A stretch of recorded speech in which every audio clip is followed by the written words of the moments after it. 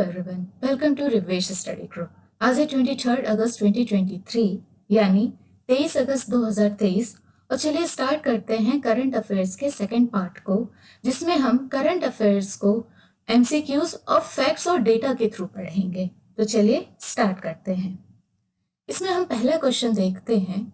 15th BRICS summit 2023 recently started in, आपके options हैं Russia, China, India, South Africa. यानी कि ब्रिक्स का समिट 2023 का जो कि 15th नंबर का है, वो कौन सी कंट्री में स्टार्ट हुआ है? तो दोस्तों इसका करेक्ट आंसर है ऑप्शन डी, यानी कि साउथ अफ्रीका। ठीक है, साउथ अफ्रीका में ब्रिक्स की ये समिट स्टार्ट हुई है और ये 15th समिट है। ठीक है, ये आप जरूर याद रखिएगा कि 15th समिट है। और ब्रिक्स का फुल फॉर्म होता है Brazil, Russia, India, China and south Africa. ये ब्रिक्स का फुल फॉर्म है। हर एक कंट्री का ये इनिशियल रखा गया है।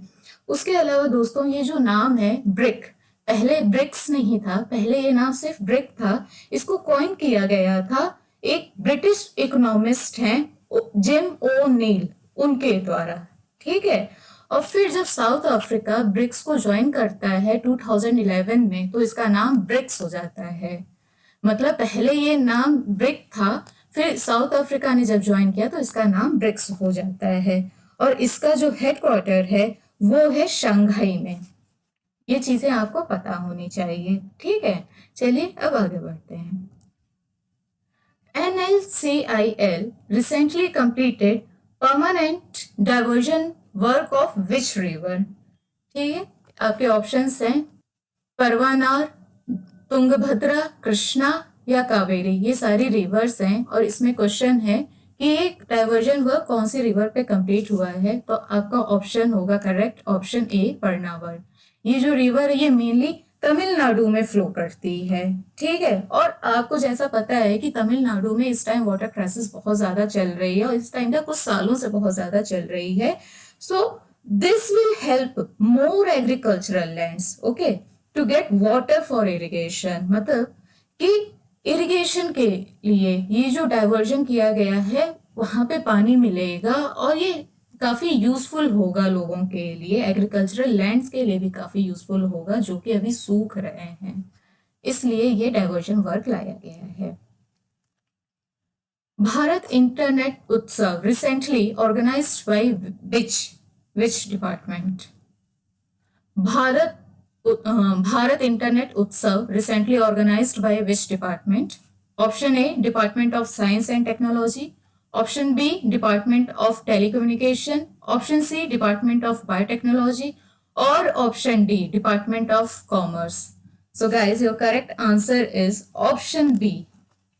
Option B means department of telecommunication. Okay, और इसके अलावा ये ऑर्गेनाइज जो किया गया डिपार्टमेंट ऑफ टेलीकम्युनिकेशन तो है, प्लस गवर्नमेंट ऑफ इंडिया का भी पार्ट है, माई गॉव और डिपार्टमेंट ऑफ टेलीकम्युनिकेशन ने मिलकर ये ऑर्गेनाइज किया है और ये 7 अगस्त 2023 को स्टार्ट किया गया था। ओके, इसमें होता क्या है कि इसमें ये बताया गया है कि इंटरनेट, उसके जो पॉजिटिव इम्पैक्ट्स हैं लोगों के लाइफ में, जब से इंटरनेट आया है उसने लोगों की लाइफ किस वे में चेंज करी है, मतलब पॉजिटिव टर्म्स में कैसे वो ट्रांसफॉर्म हुई है, उनकी रियल स्टोरीज जो हैं वो लोगों से शेयर करना, लोगों को बताना रियल स्टोरीज लोगों की जिनकी लाइफ चेंज हो गई है इंटरनेट के बाद, लेकिन पॉजिटिव टर्म्स में। मैं बार बार इसलिए कह रही हूँ क्योंकि नेगेटिव भी होते हैं।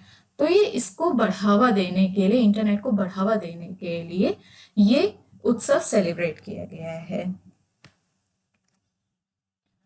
4th G20 Culture Working Group meeting to be begin on 23rd August 2023 in which city?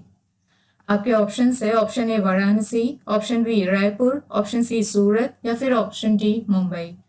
So guys your correct answer is option A Varanasi. Means Varanasi में जो ये G20 का कल्चर वर्किंग ग्रुप है उसकी मीटिंग स्टार्ट होगी। और G20 के बारे में मैंने आपको पूरी डिटेल एनालिसिस दी है, इसका पूरा डिटेलिंग मैंने दी हुई है अपने प्रीवियस लेक्चर्स में करंट अफेयर्स के। अगर आपने नहीं देखा है तो आप प्लीज उन लेक्चर को सुन लीजिएगा, हमने डिस्क्रिप्शन में पुराने लेक्चर्स के भी लिंक दिए हुए हैं, आप उसको जरूर देख लीजिएगा। चलिए अब आगे बढ़ते हैं। 2023 edition of defence correspondents course यानी DCC started in which city, और आपके ऑप्शन है चेन्नई, कोची, विशाखापट्टनम या फिर New Delhi. So guys, your correct answer is option C, Visakhapatnam. इस कोर्स का एम क्या है? इसका एम है कि मीडिया और मिलिट्री को मतलब क्लोज ले आना, means to bring media and military closer. और इसमें क्या होगा कि जो जर्नलिस्ट हैं वो पार्टिसिपेट करेंगे और उनको अवेयर किया जाएगा नेवी, कोस्ट और मैरीटाइम वॉरफेयर और ऐसी जो भी चीजें हैं उनके बारे में। ठीक है। Recently, which naval ship entered port of Durban? INS Sunaina, INS त्रिकंठ, INS Shardul या फिर INS Kesari.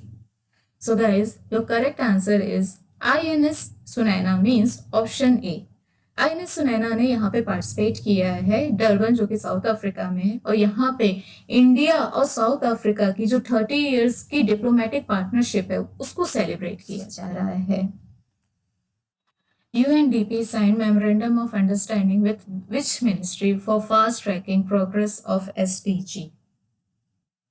Ministry of Development of Northeastern Region, Ministry of Finance, Ministry of Defense या फिर Ministry of Women and Child Development? So answer is option A, यानी कि Ministry of Development of Northeastern Region. This will provide Ministry of Development of Northeastern Region with technical support. मतलब कि ये जो memorandum of understanding है वो technical support करेगी fast trekking progress जो होगा एसडीजी का उसके लिए। ठीक है, मतलब कि एक तरीके से ये टेक्निकल सपोर्ट है जो सस्टेनेबल डेवलपमेंट गोल्स हैं उनको, उनके प्रोग्रेस को ट्रैक करने के लिए। और दोस्तों अब हम जान लेते हैं one of the most important point of this topic, UNDP के बारे में। पहले तो इसका फुल फॉर्म है यूनाइटेड नेशंस डेवलपमेंट प्रोग्राम, और इसको स्टैब्लिश कब किया गया था? इसको स्टैब्लिश किया गया था 1 जनवरी 1966 में। ठीक है, ये ईयर है जिसमें इसको फॉर्म किया गया था। और इसका मेन फोकस क्या है कि जो भी इसके पार्टिसिपेटिंग नेशंस हैं उनको पुश करना कि वो अपनी कंट्रीज से पॉवर्टी को इरेडिकेट कर दें, एनवायरमेंटल जो पोल्यूशन हो रहा है उसको कंट्रोल करें, सस्टेनेबल ग्रोथ के थ्रू आगे बढ़ें, प्लस जो जेंडर डिस्पैरिटी है उसको खत्म करें, जेंडर इक्वालिटी ले आए, उसके बारे में बात करें। मतलब ये सारे थोड़े थोड़े मैं आपको बता रही हूँ चीजें, ये सारी चीजें जो हैं इसका एम है कि इसके जो पार्टिसिपेटिंग मेंबर्स हैं वो करें। ठीक है, अब आगे हम देखते हैं।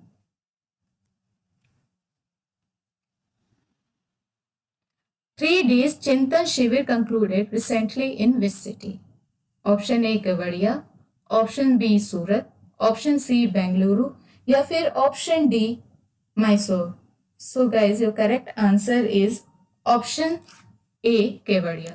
केवड़िया में ये 3 दिन का चिंतन शिविर जो प्रोग्राम था उसको कंक्लूड किया गया है, और इसको चेयर किसने किया गया था? तो हमारी जो यूनियन मिनिस्टर हैं निर्मला सीतारमन जी, उन्होंने इसको चेयर किया था।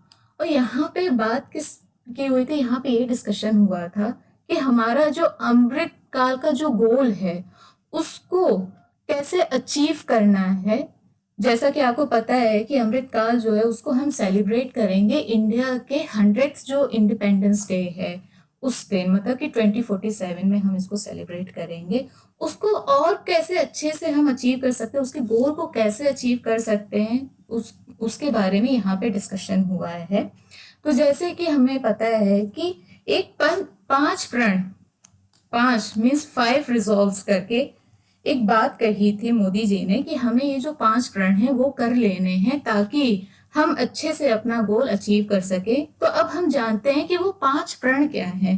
बेसिकली दीज 5 प्रण या फिर 5 resolves, they are the fundamentals of Amritkaal. ठीक है, अब इसमें हम ये जानते हैं कि ये 5 काल है क्या, मतलब ये क्या है, रिजोल्यूशन हमने क्या लिए थे। ये 5 वो हैं, पहला कि इंडिया को हमें डेवलप करना है, दूसरा अगर अभी भी थोड़ी सी भी अगर कोई ट्रेस अमाउंट में भी लोगों के माइंड में एक कॉलोनियल माइंडसेट बना हुआ है सपोज, उसको एलिमिनेट कर देना है। तीसरा ये है कि हम जो लीगेसी है हमारी, जो रूट्स है हमारे, उसमें हमें प्राइड फील करना है, ऑनर फील करना है। जिस तरह से बहुत ही सिंपल सा एग्जांपल है कि आज के जो यूथ हैं, जिस तरह हम लोग हैं, वो वेस्टर्न कल्चर की साइड बहुत ज्यादा टिल्ट हो रहे हैं।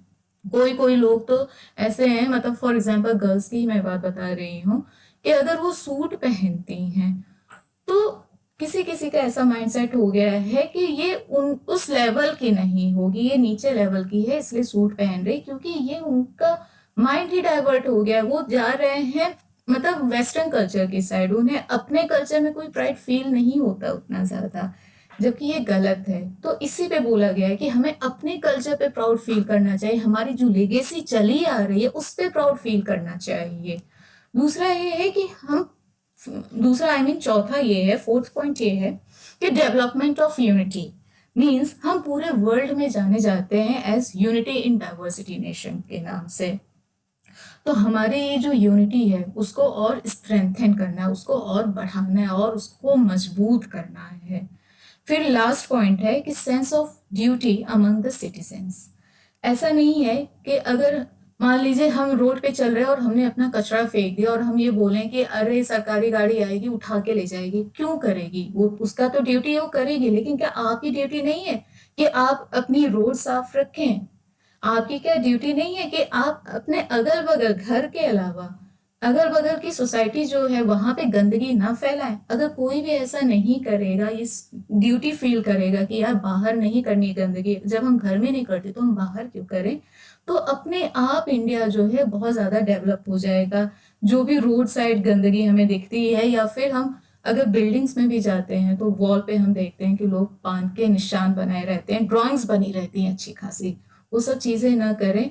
तो एक रिस्पॉन्सिबिलिटी समझिए कि हमारी ड्यूटी कि हमें कुछ भी ऐसा गंदा नहीं करना है, हमें अपने फ्लैग की रिस्पेक्ट करनी है, तो अपने आप इंडिया डेवलप हो जाएगा आधा तो ये बात उसी के लिए बोली गई है। ये है 5 रेजोल्यूशंस टोटल, जिनको हम हिंदी में 5 प्रण कहते हैं। चलिए अब आगे बढ़ते हैं। 14th joint group of customs यानी JGC meeting between India and Bangladesh concluded at which place? Option A Mumbai, option B Patna, option C Gandhinagar, या फिर option D New Delhi. So guys, इसका करेक्ट आंसर है ऑप्शन डी न्यू दिल्ली।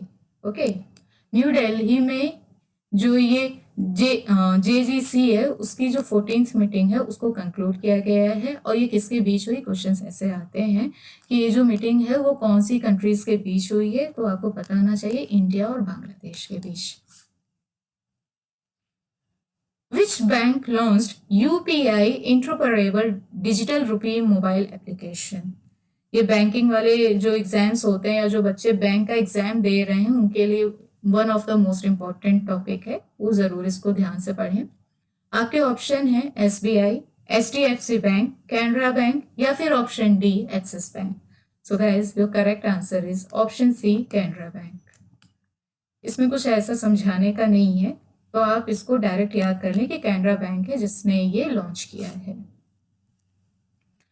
अब दोस्तों हम आगे बढ़ते हैं और इसमें अब हम पढ़ते हैं इंपॉर्टेंट फैक्ट्स को। हमने अब करंट MCQs को पढ़ लिया, करंट अफेयर्स का। अब हम इसके इंपॉर्टेंट फैक्ट्स को भी पढ़ लेते हैं। इसमें पहला है, more than 17 lakh saplings planted under मेरी माटी मेरा देश कैंपेन। ये जो कैंपेन है ये गवर्नमेंट ऑफ इंडिया के थ्रू स्टार्ट किया गया है। और इसको क्यों स्टार्ट किया गया है इसको मैं बताती हूँ कि जो इस टाइम सॉइल इरोजन्स हो रहे हैं जिसकी वजह से एनवायरमेंटल पोल्यूशन भी हो रहा है, उसको कंट्रोल करने के लिए, जैसा कि आप सबको पता है कि हम जितना ज्यादा ट्रीज रखेंगे, जितना ज्यादा हम प्लांट्स उगाएंगे उतना ही ज्यादा, क्योंकि ट्रीज, प्लांट्स और ग्रासेस ये सब जो हैं ये ना इरोजनल एक्टिविटीज को कंट्रोल कर देती हैं, रोक देती हैं। इनफैक्ट जिस तरह सॉइल इरोजन होगा ये रोक देंगी, वाटर इरोजन होगा या फिर फ्लड आएंगी उनको ये कंट्रोल कर लेंगी। तो इरोजनल एक्टिविटीज को ये बहुत अच्छे से कंट्रोल करते हैं प्लांट्स। इसलिए गवर्नमेंट ऑफ इंडिया ने ये इनिशिएटिव लिया है, ये कैंपेन स्टार्ट किया है ताकि जो हमारे यहाँ पोल्यूशन हो रहा है, डिग्रेडेशन हो रहा है, इरोजन हो रहा है सॉइल का, उसको प्रोटेक्ट कर सकें और अभी के लिए नहीं बल्कि फ्यूचर के लिए उसको प्रिजर्व कर सकते हैं, उसकी फर्टिलिटी को हम बना के रखें। इसलिए उन्होंने बोला है कि 17 लाख सैपलिंग्स को प्लांट करना है। ठीक है, अब आगे बढ़ते हैं। Raja Anirudh Shriram of Tirupati bags silver medal at Singapore math olympiad. तो ये जो राजा अनिरुद्ध श्रीराम है, इन्होंने सिल्वर मेडल जीता है सिंगापुर में जो मैथ ओलंपियाड हुई थी वहां पे। Tamil Nadu chief minister laid the foundation stone of Southeast Asia's largest desalination plant in Perur, Chennai. ठीक है, ये तो हमने देखा कि ये जो तमिलनाडु के सीएम है यानी कि स्टैलिन जी, उन्होंने ये फाउंडेशन स्टोन रखा है साउथ ईस्ट एशिया के लार्जेस्ट, ये साउथ ईस्ट एशिया का लार्जेस्ट सैलिनेशन प्लांट होगा जो कि पेरूर में स्टैब्लिश किया जाएगा। उसके अलावा और भी हम एक दो फैक्ट्स ऐसे जान लेते हैं जो इम्पोर्टेंट हैं कि सूरत जो है वो पहला multipurpose hospitality and convention centre जो है वो बना रहा है दी वर्ल्ड। ठीक है, दी वर्ल्ड करके एक multipurpose hospitality and convention centre है जो कि सूरत में बनाया जा रहा है। Sachin Tendulkar will be designated by election commission as national icon. Uttar Pradesh government will be making temple museum at Ayodhya. ये अच्छा पॉइंट है कि टेम्पल म्यूजियम कौन से स्टेट में बनाया जा रहा है, तो ये होगा उत्तर प्रदेश। अगर यूपी का आप एग्जाम दे रहे हैं तो वो डिस्ट्रिक्ट भी पूछ सकता है, लोकेशन भी पूछ सकता है, स्पेसिफिक कि कौन से लोकेशन में बनाया जा रहा है, कौन से डिस्ट्रिक्ट में बनाया जा रहा है, तो आपका आंसर होगा अयोध्या। ठीक है, तो देखिए एक क्वेश्चन, एक लाइन से कितने क्वेश्चंस बन गए कि टेम्पल म्यूजियम कहाँ बनाया जा रहा है, कौन से स्टेट में बनाया जा रहा है, कौन से डिस्ट्रिक्ट में बनाया जा रहा है, या फिर कौन सी एरिया में बनाया जा रहा है। ठीक है, अब आगे देखते हैं। Vishwambhar Prasad Shrestha has been appointed as chief justice of Nepal. ये आपको याद करना है इनका नाम कि नेपाल के जो चीफ जस्टिस है वो कौन है, तो आपको ये नाम याद होना चाहिए, Vishwambhar Prasad Shrestha. Tata projects executive vice president Sandeep Navlakhe resigns from his position. ठीक है, तो जो संदीप नवलाखे हैं इन्होंने रिजाइन कर दिया है। अब आगे देखते हैं। CSR times lifetime achievement award has been given to Shallu Jindal. ठीक है, ये जो शल्लू जिंदल है इनको CSR टाइम्स का लाइफ टाइम अचीवमेंट अवार्ड दिया गया है। ये एक बहुत ही रिनाउंड फिलेंथ्रोपिस्ट हैं। ठीक है, और ये चेयरपर्सन भी हैं Jindal steel and power foundation की। अब देखते हैं। Kiran Mani has been made CEO of digital business of Viacom 18। ठीक है, अब हम एक और चीज देख लेते हैं कि इनको तो CEO बनाया गया है वायकॉम 18 के डिजिटल बिजनेस का, किरण मनी को। उसके अलावा अब हम देखते हैं 27th Malabar maritime exercise recently concluded in Australia. जैसा कि दोस्तों हमें पता है, सपोज ये है ऑस्ट्रेलिया, इसके ईस्टर्न कोस्ट पे मलाबार एक्सरसाइज हो रही है। आपको मैं बता दूं कि मलाबार में 4 कंट्रीज हैं। एक है इंडिया, दूसरा है US, तीसरा है जापान और चौथा है ऑस्ट्रेलिया। ठीक है, ये मलाबार के ये 4 कंट्रीज हैं। इन्होंने ईस्टर्न कोस्ट पे ऑस्ट्रेलिया के पार्टिसिपेट किया है, मैरीटाइम एक्सरसाइज हुई है यहाँ पे। और इस मैरीटाइम एक्सरसाइज में इंडिया की जो INS हैं 2 वो भेजी गई हैं। एक है INS शहयात्री और दूसरी है INS कोलकाता। आपको ये पता होना चाहिए कि कौन सी हमने नेवल शिप अपनी भेजी है, तो पहली है शहयात्री और दूसरी है कोलकाता। उसके अलावा एक और इम्पोर्टेंट पॉइंट दोस्तों, ये ईस्टर्न कोस्ट पे ऑस्ट्रेलिया की ये चीज तो हो रही है, लेकिन वेस्टर्न कोस्ट पे भी एक्सरसाइज हो रही है जहां पे इंडिया ने अपनी नेवल शिप मतलब INS वागीर भेजा है। वागीर जो कि 5th कलवारी क्लास सबमरीन है, वो यहाँ पे ऑस्ट्रेलिया के वेस्ट कोस्ट पे गई है एक्सरसाइज में पार्टिसिपेट करने के लिए ऑस्ट्रेलिया के रॉयल ऑस्ट्रेलियन नेवी के साथ ये पार्टिसिपेट करेगी। ठीक है, ये पूरी चीजें मैंने आपको बता दी कि कौन सी एक्सरसाइज कौन सी साइड हो रही है ऑस्ट्रेलिया के, और आईएनएस कौन सा हमारा पार्टिसिपेट कर रहा है, मलाबार में या फिर वेस्टर्न कोस्ट पे जो एक्सरसाइज हो रही है वहां पे। अब आगे बढ़ते हैं। Neelkanth Mishra has been appointed as part time chairman of UIDAI। अब है Karnataka scrapped the new education policy 2020 and will make its own education policy. यानी कि ऐसा क्वेश्चन आ सकता है कि which state has scrapped the new education policy of 2020। तो आपका करेक्ट ऑप्शन होना चाहिए, करेक्ट आंसर होना चाहिए इनफैक्ट कर्नाटका, क्योंकि कर्नाटका ने इसको तो स्क्रैप कर दिया और उसकी जगह वो खुद की अपनी एजुकेशन पॉलिसी बनाएगा। ठीक, तो ये था दोस्तों आज का करंट अफेयर्स MCQs और फैक्ट्स के थ्रू। और बाकी हमारे चैनल को आप लाइक शेयर और सब्सक्राइब जरूर करें अगर आपको हमारी वीडियो अच्छी लगी हो तो। उसके अलावा आप हमें फॉलो भी कर सकते हैं इंस्टाग्राम, टेलीग्राम और फेसबुक पे, हमने सबकी लिंक यहाँ पे दी हुई है। और इस करंट अफेयर्स की फ्री PDF हमारे टेलीग्राम पे अवेलेबल है, तो आप टेलीग्राम लिंक पे क्लिक करके हमारे ग्रुप को ज्वाइन कर सकते हैं, टेलीग्राम ग्रुप को मतलब ज्वाइन कर सकते हैं, वहां से फ्री PDF डाउनलोड कर सकते हैं। सो थैंक यू दोस्तों।